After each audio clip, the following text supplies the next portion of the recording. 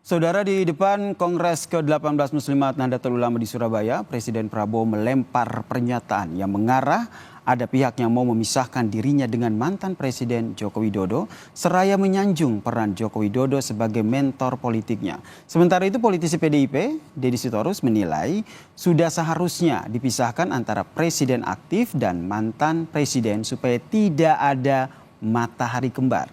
Lalu siapa pihak yang dimaksud Prabowo yang hendak memisahkannya dengan Joko Widodo? Apakah narasi ini ada kaitannya dengan wacana pertemuan Presiden Prabowo dan Ketua Umum PDIP yang hingga saat ini tidak kunjung terwujud, saudara? Sudah ada pengamat politik, sekaligus Direktur Eksekutif Indikator Politik Indonesia, Mas Burhanuddin Muhtadi, yang bergabung di Kompas Petang. Salam sehat, Mas Burhan.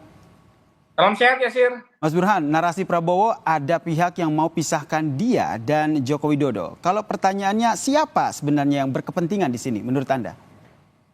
Saya kira terlalu obvious, terlalu terang benderang ya. Siapa pihak yang dimaksud oleh Pak Prabowo maupun oleh Pak Jokowi berkaitan dengan pertarungan politik, terutama yang dituduh ingin memisahkan antara Pak Prabowo dengan Pak Jokowi. Dan kalau dilihat dari sisi motif, memang PDI Perjuangan adalah pihak yang punya hubungan kurang manis ya dengan Pak Jokowi, terutama pasca Pilpres.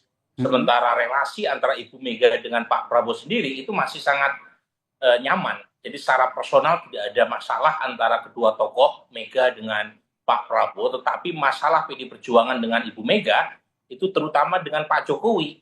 Nah, ini saya kira yang mendasari mengapa kemudian muncul tarik-menarik berkaitan dengan jadi atau tidak koalisi antara pemerintahan Pak Prabowo dengan PDI Perjuangan yang sampai sekarang masih timbul tenggelam. Apalagi tadi politisi PDIP juga kita dengar bersama-sama keterangannya bahwa sebaiknya tidak usah lagi lah, jangan sampai ada matahari kembar. Nah, pertanyaannya, apakah pernyataan ini dan juga yang disampaikan oleh Prabowo ini bisa dikaitkan dengan konteks wacana pertemuan antara Megawati dan juga Prabowo yang hingga saat ini kayaknya tarik ulur dan belum terrealisasi?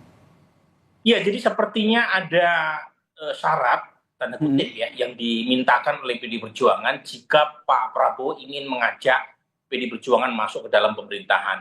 Nah, syarat itu dugaan saya itu berkaitan dengan relasi Pak Prabowo yang masih mesra dengan Pak Jokowi. Jadi syaratnya bisa saja berkaitan dengan keinginan dari PDI Perjuangan agar Pak Prabowo tidak terlalu tanda kutip intim ya dengan Pak Jokowi. Termasuk harus memutus orang-orang Pak Jokowi yang dianggap masih menumpang di pemerintahan Pak Prabowo. Nah, syarat-syarat semacam ini yang sepertinya sulit untuk dipenuhi oleh Pak Prabowo, karena Pak Prabowo meskipun pengen menarik PDI Perjuangan ke dalam, tetapi beliau itu menganut filosofi 1000 kawan kurang, 1 lawan kebanyakan. Jadi kalau pengen menambah baru teman koalisi yaitu PDI Perjuangan, itu sepertinya sikap dasar Pak Prabowo dengan tidak melupakan kawan lama. Nah, ini yang sepertinya menyebabkan tarik ulur antara PDI Perjuangan dengan Pak Prabowo berkaitan dengan ajakan koalisi ke depan. Apakah ini bisa dibaca dengan menyatakan bahwa Prabowo lebih memilih untuk hubungannya dengan Joko Widodo baik-baik saja ketimbang harus membina hubungan lagi dengan PDIP untuk ditarik masuk ke pemerintahan? Jadi dugaan saya Pak Prabowo masih pengen Pak Jokowi tetap berada sebagai pendukung utamanya. Tetapi saat yang sama Pak Prabowo juga punya keunikan, tidak sama dalam konteks membangun koalisi seperti Pak Jokowi. Pak Jokowi 2 periode menjadi presiden kan menyisakan kekuatan oposisi di parlemen. Nah, kasus Pak Prabowo agak lain. Beliau pengen merangkul semua kekuatan politik termasuk yang berbeda pilihan di 2024 untuk mendukungnya. Nah, termasuk PDI Perjuangan dalam soal ini. Jadi kalau misalnya PDI Perjuangan ingin bergabung dengan pemerintahan Prabowo, itu harapan Pak Prabowo dengan tidak menghilangkan kawan lama.